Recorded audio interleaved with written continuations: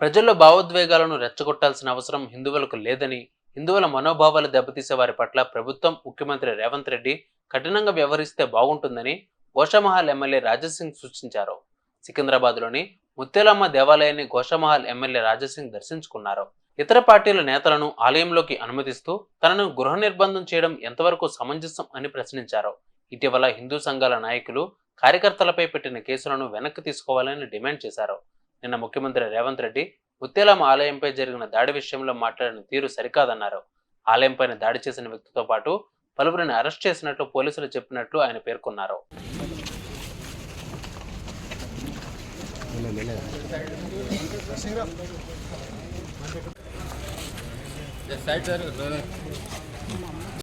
కొద్దిగా జరగండి, నడవండి, కొద్దిగా ముందుకు రండి.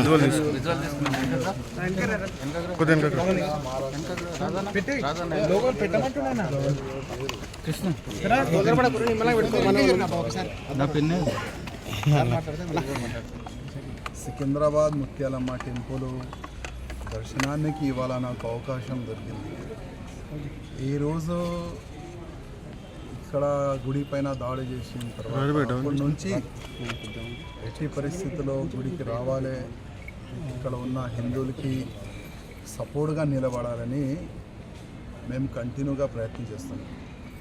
కానీ దురదృష్టం ఏంటంటే అన్ని నేతలకి ఎంట్రీ ఉంది, రాయాసింగ్కి ఒక్కటే రావద్దని కంటిన్యూగా హౌస్ అరెస్ట్లోనే జరిగింది.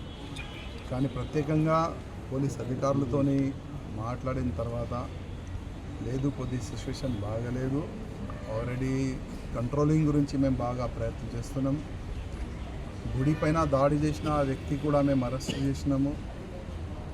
ఆయన ఎవరు మాటలు విని ఆ మునవరు జామ మాటలు విని గుడి పైన దాడి చేసిన ఆయన కూడా మేము అరెస్ట్ చేశామని పోలీస్ అధికారులు చెప్పిన తర్వాత ఇవాళ మాకు గుడి దర్శనం గురించి రానికి మాకు పోలీస్ అధికారులు అవకాశం ఇచ్చారు. చాలా చాలా ధన్యవాదాలు. అదేవిధంగా తెలంగాణలో చాలా వరకు చాలా పెద్ద పెద్ద టెంపుల్స్ ఉన్నాయి, ప్రాచీనమైన టెంపుల్స్ ఉన్నాయి. ప్రతి ఒక్క టెంపుల్స్కి ఏ విధంగా మనం ప్రొటెక్ట్ చేసుకోవాలి, అది పోలీస్ కాకుండా ప్రజలు కూడా ఒక్కసారి ఆలోచన చేయాలి.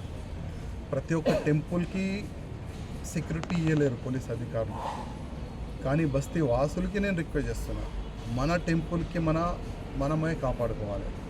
కొన్ని సీసీటీవీస్ మనం పెట్టుకోవాలి. ఇవాళ ముత్యాలమ్మ టెంపుల్ లోపల సీసీ కెమెరా ఉన్నందుకే ఆయన ఏ విధంగా గుడిని పలగొట్టిండు ఇవాళ అది మనకు కనబడింది. అదేవిధంగా గుడి పలగొట్టిన తర్వాత స్థానికులు ఇప్పుడే అన్నగారు కలిసినారు, ఆయననే పట్టుకుందని కూడా చూపెట్టినారు. అంటే ఒక మంచి డేర్ చేసి ఆయనకి పట్టుకున్నారు. కానీ మన గుడిని మనం ఏ విధంగా కాపాడుకోవాలి అది కూడా మన ఆలోచన చేసుకుంటే చాలా బాగుంటుందని నేను ప్రజలకి రిక్వెస్ట్ చేస్తున్నా. అదేవిధంగా చాలా వరకు ఈ గుడికి సపోర్ట్గా నిరసనగా చాలా వరకు కార్యకర్తలు ఇక్కడ వచ్చిన తర్వాత ఏదో ఒక కొట్లాట జరిగింది, లాఠీచార్జ్ జరిగింది. చాలా వరకు కార్యకర్తల పైన ఫేక్ కేసులు పెడుతున్నారు. నేను పోలీస్ అధికారులకి, ముఖ్యమంత్రి గారికి, డీజీపీ గారికి మరీ రిక్వెస్ట్ చేస్తున్నా. చాలా పెద్ద పెద్ద సెక్షన్లు కార్యకర్తల పైన పెడుతున్నారు. ఆల్రెడీ ఇల్లు ఈడ్చి కార్యకర్తలు ఎక్కడో వెళ్ళిపోయినారు. అట్లాంటి కాకుండా కొద్దిగా ఆ యాక్సిడెంట్ దేని గురించి జరిగింది,